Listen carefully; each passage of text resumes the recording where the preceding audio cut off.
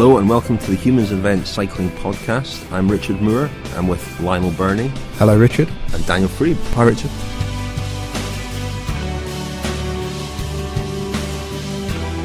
We're in a new venue today. Perhaps you should tell people where we are, Lionel. If the South Bank Centre is Main Road, we're in the National Theatre, which is Old Trafford. What's the skateboard park in between two of them? The Etihad. The Humans Invent Cycling Podcast. Interviews and analysis. We've got the big talking points covered. We're going to talk about the races that are ongoing. We'll probably be overtaken by events because that's the nature of them being ongoing, I suppose. We've got three big races happening, three big stage races at the moment. The Tour of Oman, Tour of Algarve and the Ruta del Sol, also known as the Tour of Andalucia now. And it really has split the peloton across these three races in three different parts of the world. In Oman we've got Chris Froome, Joaquim Rodriguez, Vincenzo Nibali, Rigoberto Urán, Peter Sagan, Philippe Gilbert, Thibaut Pinot, Daniel's favourite as well. In Algarve we've got Alberto Contador, Mark Cavendish, Tony Martin, Rui Costa, the world champion, Chris Horner as well, and Thomas Voeckler recovering from his broken collarbone which he sustained at the Tour Down Under in January.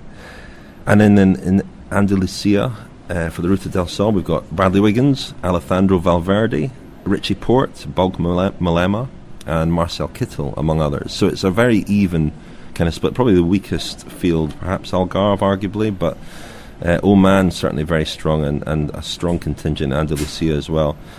Lionel, what are your thoughts on these three races that are ongoing? What do they tell us about the season that's still sort of on the horizon? And what do you make of this feature of the cycling calendar that sort of splits the riders up to this extent? Well, I think it heightens the anticipation for the bigger races that are to come when we, but this time next month we'll have Paris-Nice and Tirreno-Adriatico going on, where the split will be between two races rather than three, and there's a kind of general coming together, and everything leads towards the Tour de France, which is obviously the biggest event because it brings the greatest number of the best riders together in one race. I think it's an obvious consequence of the fact that the riders need consistent racing, perhaps more than previous generations did, in order to hone and improve their form gradually going towards the bigger objectives. It was interesting, I was talking to Mark Cavendish last week about his trip to Argentina, among other things, and he said that one of the reasons that the riders enjoy that race is because it's quite a low-key place to go and build form. There isn't a real spotlight on events, and similarly, Oman, Andalucia and Algarve, people are paying attention to the results, but they're quite sort of risk-free, low-key environments in which to gradually improve. Nobody's going to be, keeping a huge tally of who wins. I mean, Greipel's winning in Oman, and Valverde's beaten Porte and Wiggins in a prologue, but we can't read too much into that. These are very much the kind of almost the pre-season friendlies of the cycling season. Charity Shield. I was struck though, watching the prologue you mentioned there in Andalucia, and you've got Bradley Wiggins, former Tour de France winner, recent Tour de France winner, of course, racing, on a huge salary. He's a well-paid, internationally recognised sports star, racing down a deserted road in the south of Spain. There are people walking alongside the road, not paying any attention to the bike race, maybe not even aware that this is as prestigious an event as it perhaps should be. And it is a strange situation. It's an odd sport where you have got this global event, the Tour de France, and you've got these much smaller events which really hardly register on the radar. And the dilemma, the question is this just part of cycling's rustic charm, or is it a major sort of structural problem? Well, I'm going to Paris-Nice next month, and I don't think there's a great deal of difference there. The crowds get a little bit bigger down on the south coast, and on some of the stage finishes there are reasonable sized crowds. But in a race like Paris-Nice, which is one of the biggest stage races in France, you can go tens of kilometres without a meaningful crowd by the side of the road. It doesn't exactly bring out huge numbers of spectators, particularly weekday stages. So I don't think it's particularly anything that's any different to, historically I don't think there have been huge numbers of people turning up to watch the Ruta del Sol or the Tour of Algarve, and certainly not Oman. I mean, the Tour of Oman's a bit different because it's outside of the European heartland. There's not a history of people turning out to watch a cycling event in Oman, so the lack of crowds there, as in Dubai, as in Qatar, is not a surprise. But when you've got the best riders in the world like Chris Froome racing in an event that we can't watch until 11 o'clock at night, I think there's highlights on, but no live coverage. It does make it hard for the armchair spectator to engage. It's a shame because Tour of Qatar, Tour of Dubai were both broadcast live. It costs a lot of money to broadcast it live, and that clearly is not some comments in the last few days on Twitter and so on about the fact money is no object in Dubai and Qatar, but Oman is quite a different place. It's not quite as cash rich as those other two countries, and yet the irony is it's the most beautiful of the three places. It's certainly the most varied in terms of the terrain, and I was there last year for the Tour of Oman, and it was a great race, and I'm sure it'll be a great race. And if it's like the old tree falling in a forest, if this race happens in the desert and nobody's around to see it, either live or on television, does it actually happen? Well, it does, but but you wonder what the point of it is, and I think this probably raises questions about long-term future of the Tour of Oman. Daniel, have you got any thoughts about these early season races? No, just that they are still, although they are very early in the year, and they do seem a long way away from the events we focus on, the classics and the major tours. There is an imperative to get World Tour points long before those races. There's an imperative to have riders. When you've got a roster of 25 to 28 riders, you have the luxury and almost the obligation of having guys who are on really good form and in a position to be able to win points at races like Tirreno and Paris-Nice. And the races now, Oman, Algarve, Ruta del Sol, they're almost preparation races for Tirreno, Paris-Nice, Milan-San Remo. Just on what you said, Rich, about the TV coverage, it is an interesting one. I remember I spoke recently to Jose Acevedo, the former Portuguese US postal rider, and he was talking about how it was a constant source of frustration to him that the Tour of the Algarve wasn't televised, and that the regional government didn't invest in television coverage for that race in order to show off the Algarve as a tourist destination. I think they've improved that this year, and I think there is coverage, fairly wide coverage on Eurosport. But yeah, sometimes it does seem a little incongruous that there are these races and which are desperately looking for sponsors, and they're not even managing to get them on TV. I've got a question for you guys. Which of the curveball? This is a curveball. Which of these three races is Andy Schleck riding? Blank looks around the table. I think he's in Oman. Lionel? Well, just to be different, I'll say Algarve. He is in Oman, Yeah. but I'm just looking through the start sheets and came across Andy and Frank Schleck are riding in Oman. But it struck me how little we talk about a guy who. Well, there's a guy, Rich, who before we started the podcast, we were talking about how there's a much more consistent activity now from the best riders, and perhaps speculating about former methods of getting of sort of building up to top form are perhaps no longer available to top riders, and therefore they have to race more consistently than was once the case. But Andy Schleck is someone whose racing programme is much more along the lines of the riders who were thriving 10, 15 years ago. I think we can talk about this in terms of being of a trend where riders, we were talking about this earlier, that in Oman, you've got all these Grand Tour contenders, Nibali, Rodriguez, Froome. It'd be very strange now to see somebody not performing at all well there and then contending at the Tour. We tend to see a level of consistency now that we didn't see 10 years ago, whereas Andy Schleck is one of these riders who had huge fluctuations. Yeah, Andy Schleck traditionally every season has done well in 4 races. The Tour of the Basque Country, which comes immediately before the Ardennes Classics, Liège-Bastogne-Liège, and then the Tour of Switzerland and the Tour de France, and that has been pretty much it. So 2 preparation races, 2 races that he's actually targeted, and there's been an abyss for the rest of the season. I think, the trend is beginning to show itself over a number of years now, and we can start to, it may be another 2 years, 3 years before we can really draw any serious conclusions, but the bell curve of the top riders' form is a lot shallower now than it has been perhaps 10, 15 years ago, where you'd have huge peaks at the key points of the season, and the improvements in form would be much more dramatic, and not just form but results. I mean, riders would ride round losing big amounts of time in the small stage races, and then when it came to the important time of the year, the Dauphiné and the Tour de France would be right up at the front. We don't see that happen as much anymore, and I think because the degrees of improvement that are possible over long periods of time, it's much more efficient for a rider to be in good form in February, March, and maintain that rather than try to come from a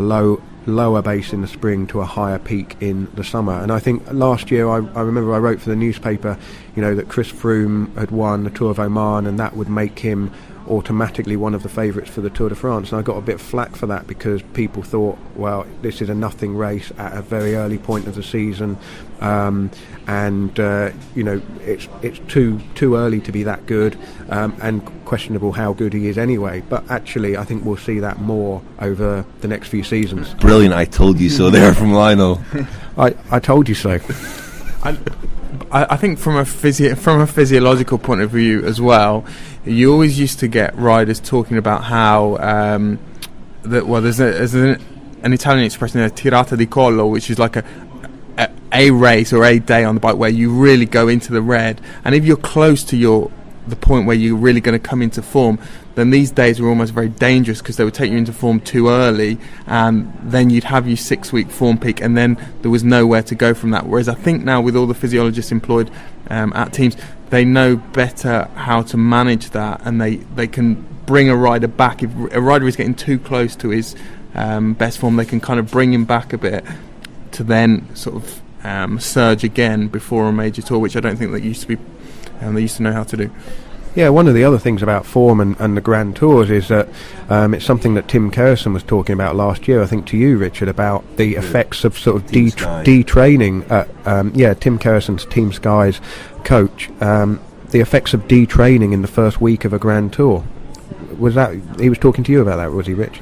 Yeah, it's interesting. It links, I suppose, to what we were talking about earlier about the need to race to build form, because there are two schools of thought on that, and I suppose Team Sky are at the forefront of believing that racing is not always necessary. In fact, racing can be counterproductive in building form. I think it has other benefits in terms of sharpness and riding in the peloton and so on, skills and acquisition and things like that. But in terms of actual conditioning, I think training is better. And one of the things that they thought they discovered was that, in the first week of a Grand Tour, when it's flat stages and riders are trying to conserve, contenders are trying to conserve energy as much as possible, there can be a detraining effect just in that first week, which can be a factor to consider, and perhaps in terms of the preparation for the race, not going into it as well rested as perhaps guys have in the past.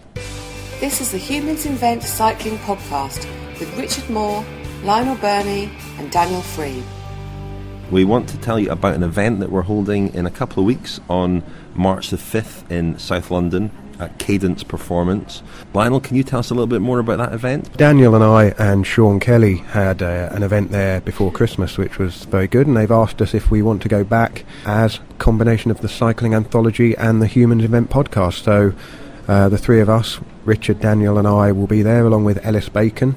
And we'll be talking all things cycling. It'll be a little bit like a cross between a podcast and a cycling equivalent of Question Time. We'll have some segments of chat, and then there'll be a Q&A with the audience. So tickets are £10. They're going pretty well at the moment. It's on March the 5th at Cadence Performance, which is in Annerley Hill, South London, Crystal Palace area.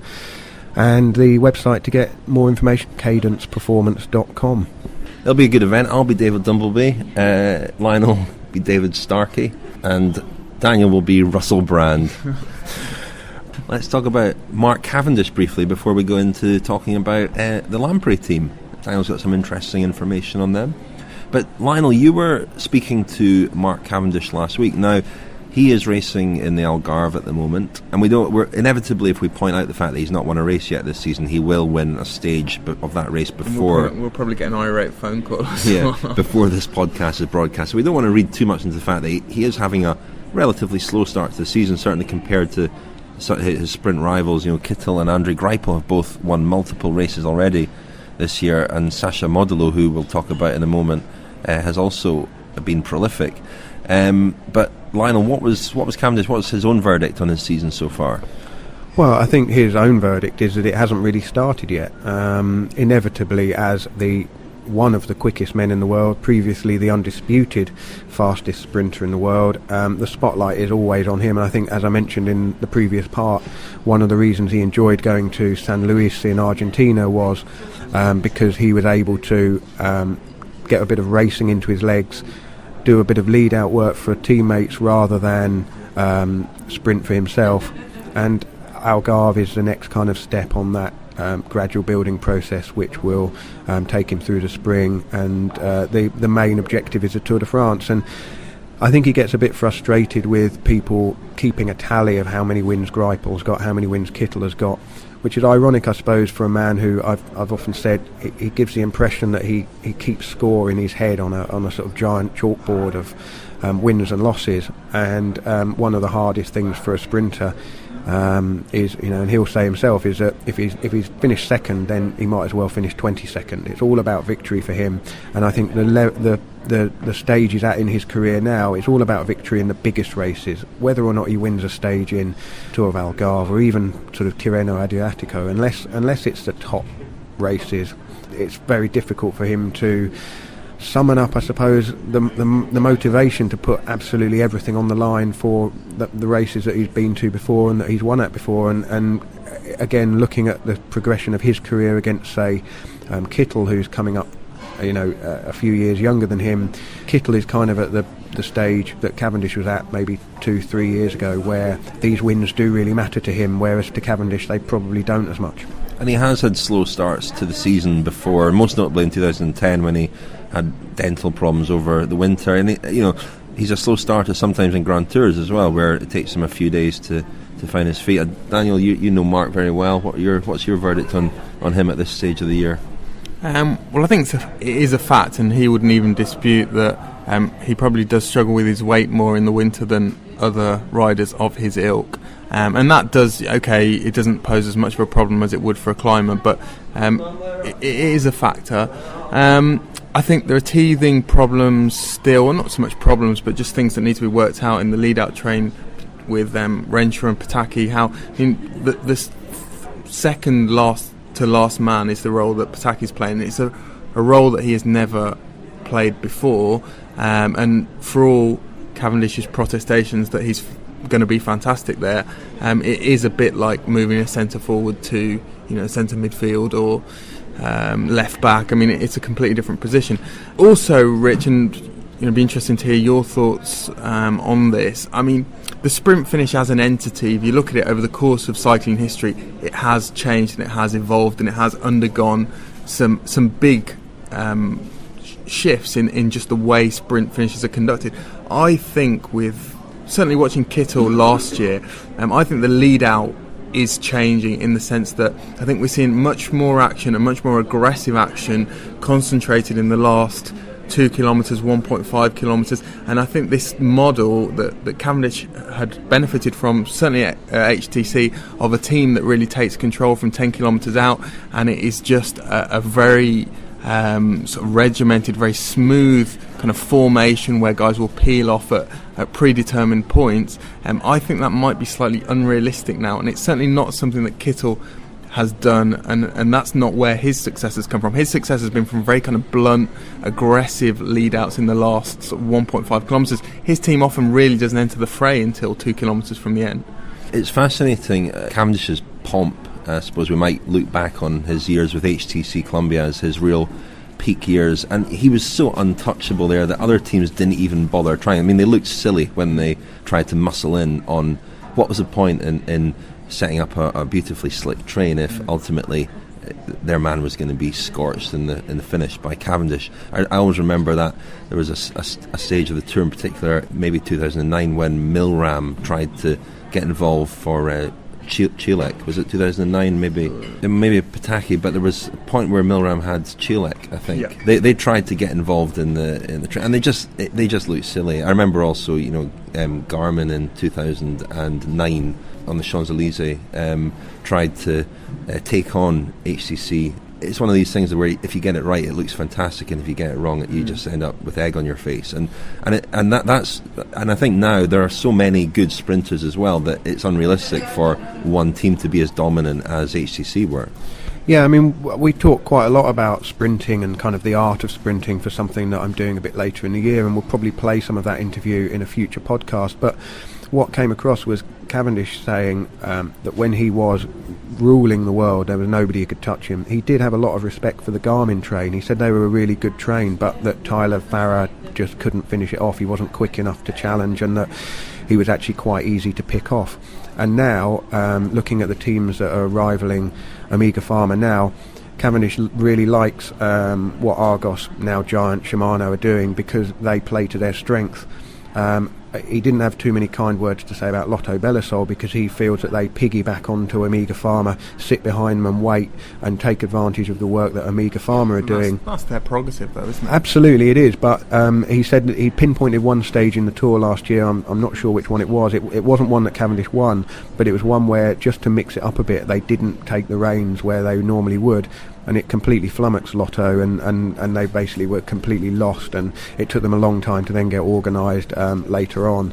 So there's all these kind of interplay going on, and it is quite interesting that Cavendish and Kittel are in Algarve at the moment, but with Omega Pharma looking at Tom Boonen for the classics, Paris-Roubaix, possibly the Tour of Flanders again, and then Boonen particularly wanting to go for that cobbled stage in the Tour, the sort of balance of power hasn't yet swung back to Cavendish, and it remains to be seen at which point they put together a concerted effort to get that train right in time for the Tour.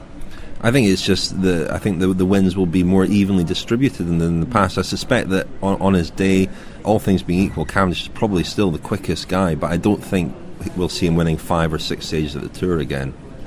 Yeah, and he is in, as all sprinters are, they're in an invidious position whereby if one guy does come, particularly Cavendish, if one guy does come along who is all of a sudden faster than Cavendish from being hailed as one of the greatest of all time, is suddenly considered to be failing, which he's equal. He might be just as good as he was last year or in 2009 when I think he was at his peak.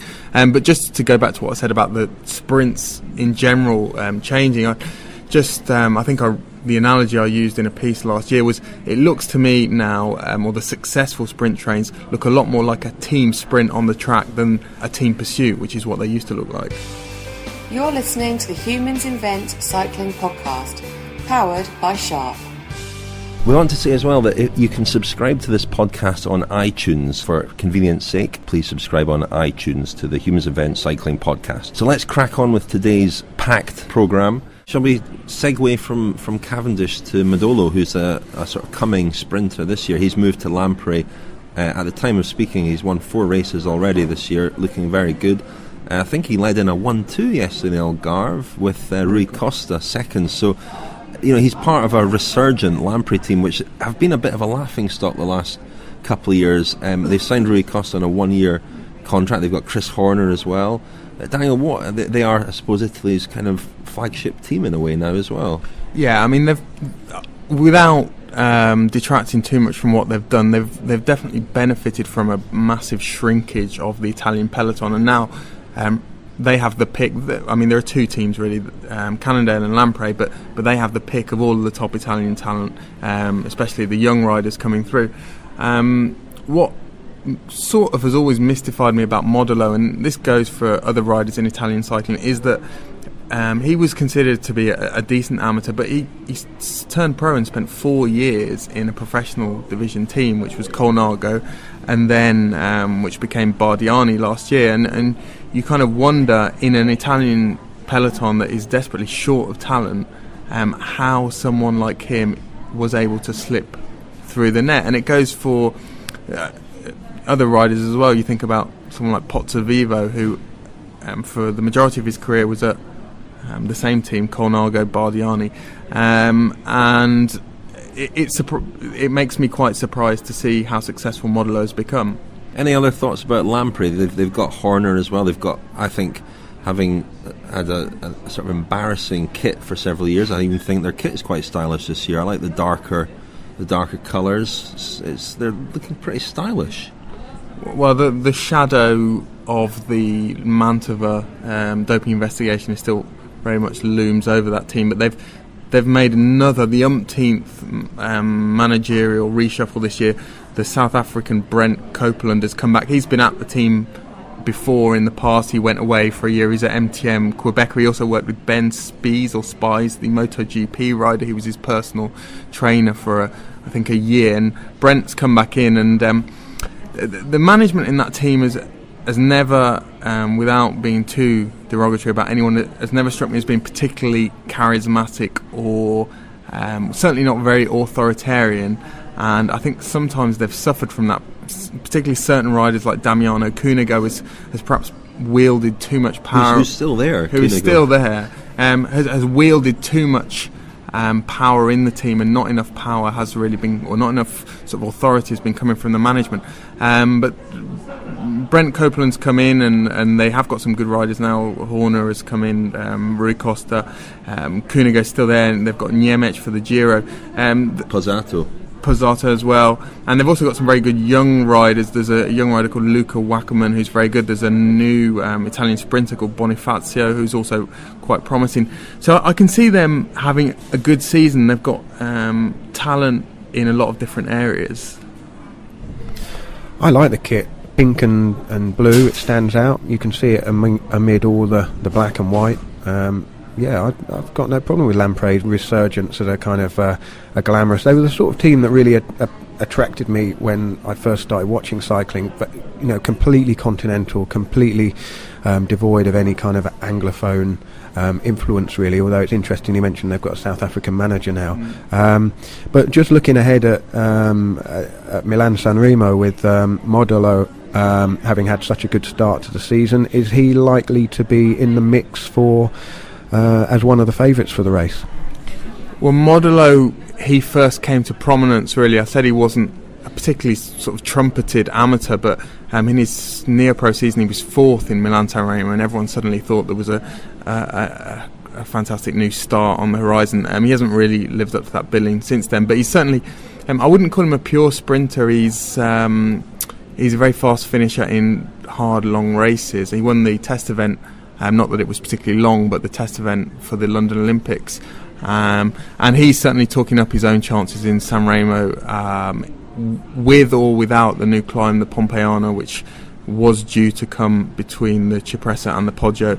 Now there are problems with safety, and it looks like that climb will be removed, which it's a bit embarrassing for RCS, the race organisers, because Cavendish is a good example. Lionel, I know that he'd based his season, really, or the first part of his season, around the fact that wasn't going to, that the Pompeiano was going to be in the race, and he wasn't going to race it because he didn't think that he had a chance. Now I think he's reconsidering slightly, or he's certainly kicking himself a little bit for not having trained more on the climbs. He told me last week he hasn't really started his training on the climbs.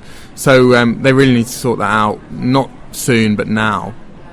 Yeah, I think that's an unfortunate one, because it's, you really need to know what the parkour, what the course is going to be like, because it affects riders' training. You can't just say, oh, this climb's in, and then what are we now, 6 weeks out from it, say, oh, it's not in. It completely alters the character of the race, and it's a bit unfair on riders who have perhaps targeted that, and it devalues the event. If last year, obviously, with the terrible weather and the fact that the riders stopped and got in the buses and cut out, what was it, 50-60k of the course because of the freezing snow and ice. That's completely unavoidable, but this does appear to be an avoidable one.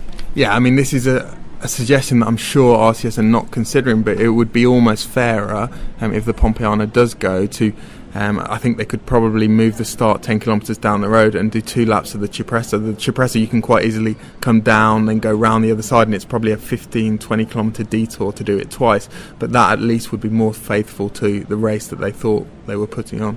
Would we not rather see the classic Milan-San Remo, though? We would. I think we're all in agreement about that, aren't we? That it was an unnecessary change to the route, completely altered the nature of the race and interfered with this sort of unique characteristic of Milan-San Remo, that it could be won by the best sprinter or the best major tour rider in the world. And as things stand, if we are left with the classic route, then people are talking about Greipel, somebody who already this year has shown that he can survive in quite tough climbs. He's a deceptively good climber, actually, for such a big lad.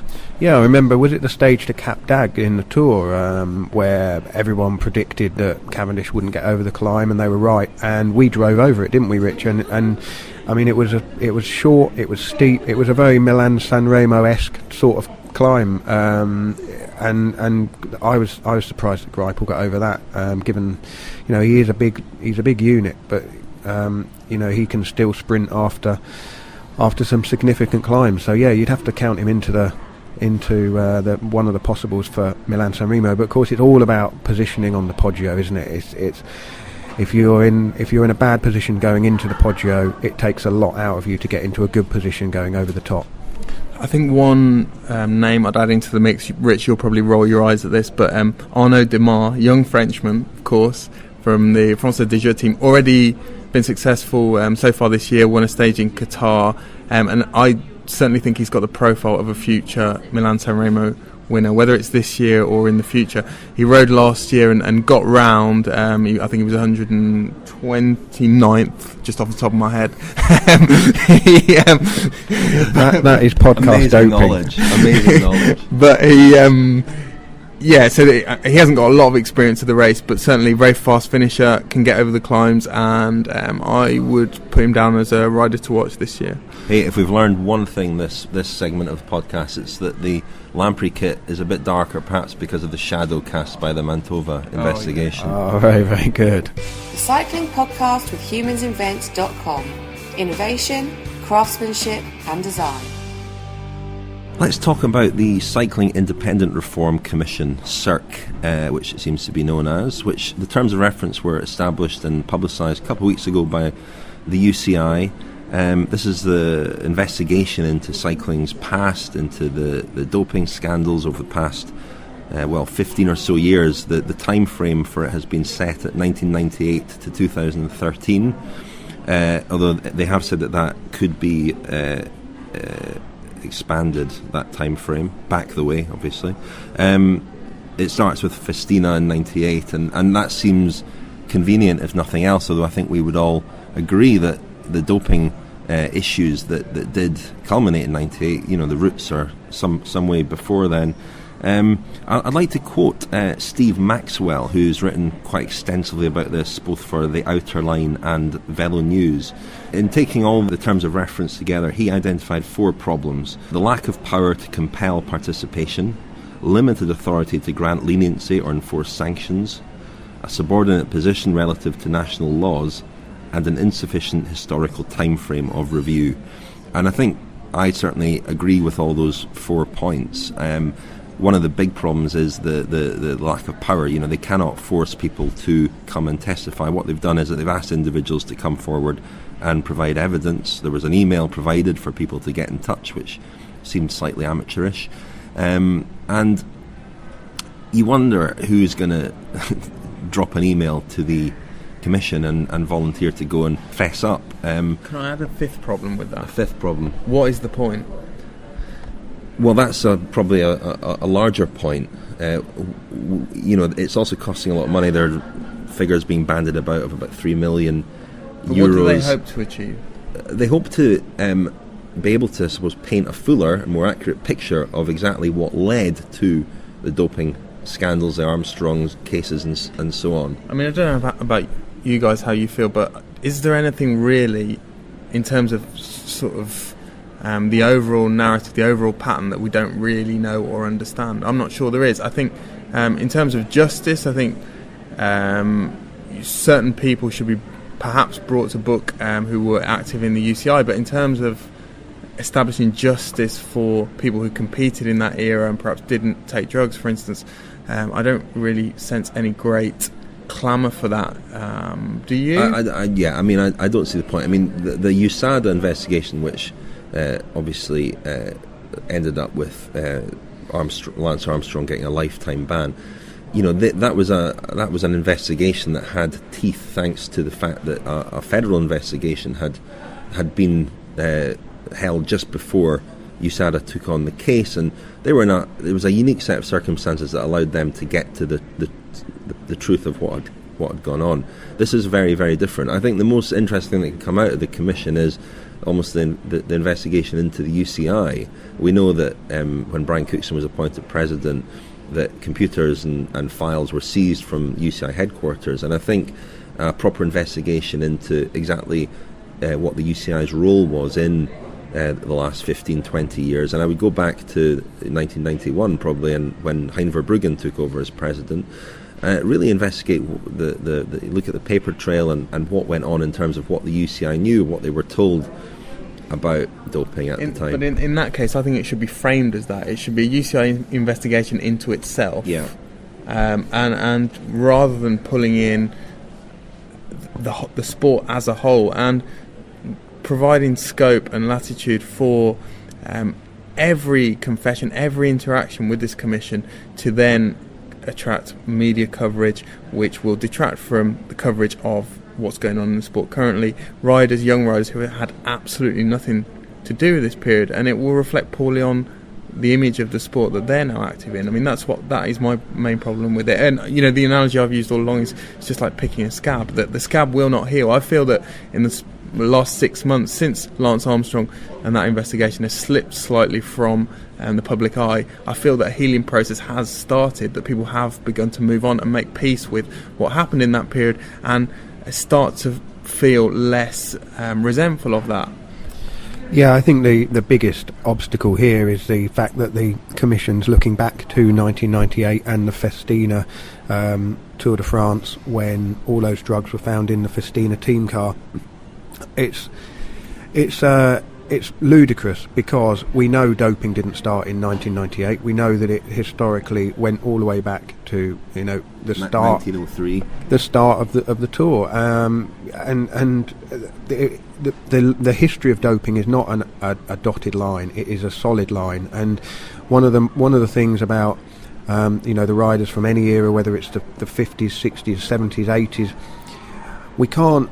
If EPO and blood boosting techniques and all of the substances that were became so powerful and effective in the 90s had been available in those eras, are we to believe that the riders of the day wouldn't have used them? They of course they would. And I think, as a sort of kind of anyone who's interested in the history of the sport, you have to look back at whatever era it is, whether it's the 60s, 70s, 80s, and just assume that there were practices going on that perhaps weren't widely in the public domain. But if we go, if you say 1998 is when we're going to start looking at the problem of doping in cycling, then you do an injustice really to all of the riders from that point on who were doping, because we can't say that riders from previous eras weren't. I mean, it's ridiculous to have a kind of a glass wall between two eras chosen arbitrarily because of one high-profile event. I mean, high profile, exactly. I mean, the starting point is purely because that was the first public doping scandal. It was the first one that people knew about. So that, I suppose, you level an accusation that it's a PR exercise. Given that results prior to 98 are untainted by scandal, they're choosing not to examine them, when we all know that you could go back further, and cycling ends up in a real mess with the record books already look a mess. When you go back and look at the results from the tours between 99 and 2005, there's a real problem there. What other sport would allow a situation to continue where these major events happened and there are no winners? Yeah, but I think there's a statute of limitations, isn't there, which is 7 years. So anything that's happened more than 7 years ago can't be that changed. Didn't affect Lance Armstrong. I mean, that was overridden in the case of Armstrong. It was overridden in the case of Armstrong, and unfortunately, and when we're trying to apply justice evenly and consistently, the problem is that it's almost impossible to do in this case, because Armstrong is such a huge, he was such a dominant figure, and the fight to prove that he had been doping took so long and took so many people's lives down into some pretty unpleasant places. People's lives were seriously affected by what Armstrong and his cohorts did, and unfortunately, one of the crosses that he has to bear is that not everyone has been treated equally here, and unfortunately I don't think it's not practical to think that they can be. No, I mean, we should say that one of the powers, I suppose, that the Commission has is that riders, athletes, even managers who have not been sanctioned for a doping offence, if they come and speak to them and confess to doping offences, the Commission has the power to recommend what kind of punishment they should receive from the relevant sanctioning body. And I think we can assume that there's some agreement in principle with WADA whereby their recommendations will be taken on board. With athletes who've already been punished, who are serving some kind of sanction, they can only recommend a more lenient penalty sanction. And so, taking Armstrong again, if Armstrong was to come forward and offer more information, he's serving a lifetime ban, the Commission could go to USADA and say, well, how about you make it 8 years? But ultimately it'll be up to USADA to decide whether or not they do that. And this could be an obstacle to Armstrong coming forward. Yeah, but again, I think looking at what is, picking up on Daniel's point and looking at what this would achieve now, there's very little positive that it can achieve. There are still people working in the sport, I'm sure, who, if this commission were to have increased powers of investigation, would be in jeopardy. Their careers and positions in the sport would be in jeopardy. But because the commission hasn't got those powers, are we to expect that people are going to sort of be sat at home one day and think, do you know what, I'm going to fire off an email and put myself in the firing line here? I just don't think it's realistic.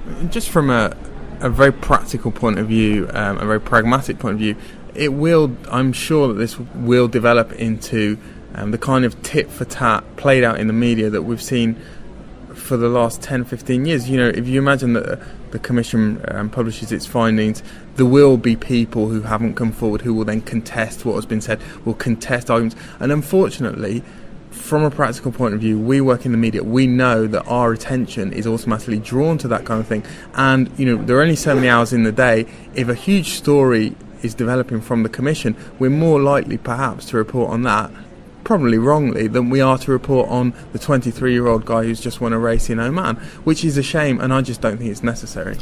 I also think, I'm conscious that there is a sort of almost a hypocrisy here, that because Armstrong has fallen, now we can kind of let sleeping dogs lie, and I'm aware that, that it may come across a bit like that, but I think the sport is in a much healthier place now that Armstrong's legacy has been, it's been shown for what it was. We know, we can all go through the top 10 results of the last 20 Tours, Giros, Vueltas, and cross through the names of riders who've been sanctioned or involved in investigations or have made confessions. As you say, Richard, it leaves a lot of blanks. It basically makes an entire generation of the sport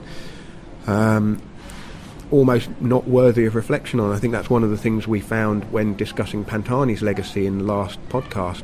But then if we were to look back at, and I don't want to name names of riders, but riders from the 60s, 70s and 80s, really, if we're to reflect on their legacies as well, we'd have to bring in all the same kind of discussion points. And, there's still, I think we all feel that the sport is in a better place, but there's still a lot of work to be done, and this 3 million or whatever it is could be diverted into current anti-doping work. Exactly. Yeah. I think what we have learned, I suppose, from reading the books, from speaking to people involved in all the different eras, is that the defining thing has been the culture. People are very influenced by the surrounding culture. That's what we all are, and what has led people to dope sometimes has been the culture, the people around them, the belief, the lack of belief in the system, and the belief that the only way to succeed is by doping. Change that culture, and certainly in some teams that culture has changed, and you have a very different outcome. And let's not kid ourselves into thinking that what was happening in 1994 when there was no hematocrit limit, when EPO was basically tolerated, that really bears any relation, and that can help inform the way we tackle doping now. It has absolutely nothing to do with it. I mean, I had dinner last week, Rich, with Christophe Basson, who of course was famous for having refused doping in the EPO years in the 1990s, and this is what he said. Well, he feels that pursuing any kind of justice with this commission it's an impossible goal and unnecessary, because he doesn't feel wronged. He is perfectly satisfied with his life, and he's not at all judgmental about the guys that took those choices, because he knows why they did it. But also he said, just spend the money on and spend our energy and spend our resources on the current generation and making sure it doesn't happen again. But what happened in the 90s, I don't think is going to help us to do that, because we know what happened, and it's quite straightforward what happened and why it happened. I think I always mention Anne Gripper when these discussions come up, because one of the key strands of her whole strategy and policy was Anne Gripper. Well, she was the head of the UCI's anti-doping services, and she was like a breath of fresh air, really, because she had this two-pronged strategy. One was, it was basically carrot and stick. They wanted to catch people who were doping, but they wanted to educate people who were doping to basically stop doping, and they wanted to catch young riders coming in to the sport, and try to ensure that teams, as you say, didn't have a culture where there was no choice. And I know that they spent a lot of time and a lot of money going and visiting teams. Some of the teams that you would expect might have a cultural problem, they went and actually spoke to riders and spoke to team management and said, look, is this really how you want to go on? And one of the first sort of barriers that she met was that, exactly as you're saying, Richard, there was this belief that, well, if we don't do this, somebody else will do it and we'll be at a disadvantage. And so they were setting about breaking down the assumption that if Team A wasn't doping, then they'd just automatically be beaten by Team B that was. And I think huge strides were made in that direction in quite a short period of time while Anne Gripper was at the UCI. And I think there is a legacy of that culture. I don't think it's slipped back at all. I don't think there's suddenly reverted back to the dirty era of the mid-90s. We call it the dirty era, but one of the problems, and this links back a little bit to our Pantani discussion last week, is the problem in and the mistake, I think, in imposing the morality that exists now on a different era. Attitudes change, and I don't think you can say the same of a guy in 1994 who uses EPO as of a guy now who uses EPO. There's a very, very clear line now about what is right and wrong, and I don't think there was in the past.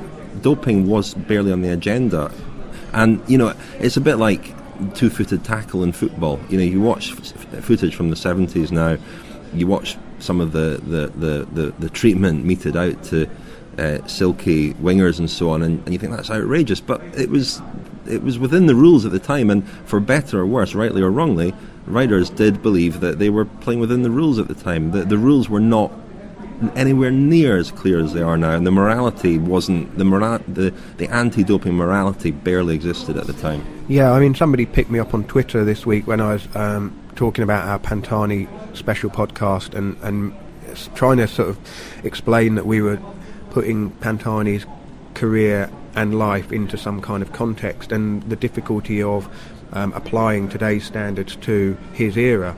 And I said something like, whatever you think of Pantani and what we subsequently found out.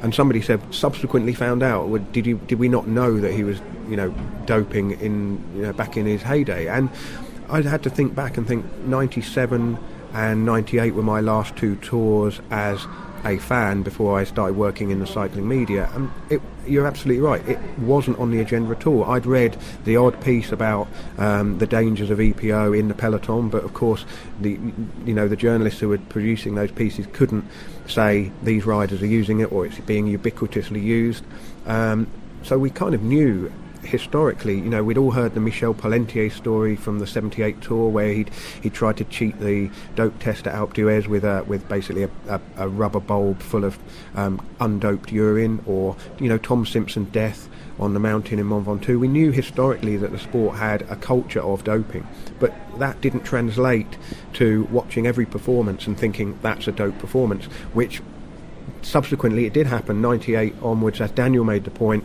the Festina Tour did change everything. And I mean, even I was working at Cycling Weekly in 99 when Pantani got kicked out of the Giro, and a lot of our readers just couldn't accept it. We had a 2-page letters special 2 weeks running in which people were writing in saying, leave him alone, he's done nothing wrong, you can't prove it. And there was a real kind of and I don't blame the public for that at all, because it wasn't on the radar in anything like the same way that it was by the time Operation Puerto and all the drugs busts in 2006 happened.